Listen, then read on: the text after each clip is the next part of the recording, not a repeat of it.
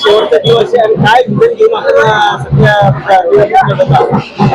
आज या प्रचाराचा शेवटचा दिवस आहे। 5 वाजता प्रचार संपणार आहे। आज आम्ही सर्व 4 उमेदवार आणि प्रभागातील सर्व जनता हे आज आशीर्वाद घेण्यासाठी निघालेलो आहे। मागील 15 दिवस फक्त प्रचंड जो प्रतिसाद या प्रभागातून मिळतोय, नक्कीच आमच्या मनामध्ये कोणतीही शंका नाही।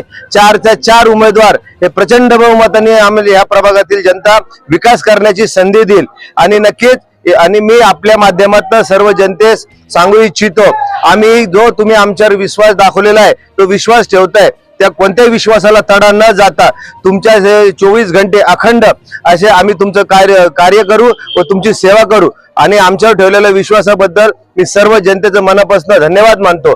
आणि नक्कीच 15 तारखेला सर्व मतदानासाठी बाहेर पडतील आणि 16 तारखेला सर्व 4च्या 4 उमेदवार हे प्रचंड बहुमताने निवडून येतील आणि परत त्यांच्या निवडून आल्याच्या नंतर त्यांच्या दर्शनास येईल। एवढंच आजच्या या प्रसंगी मी सांगू इच्छितो।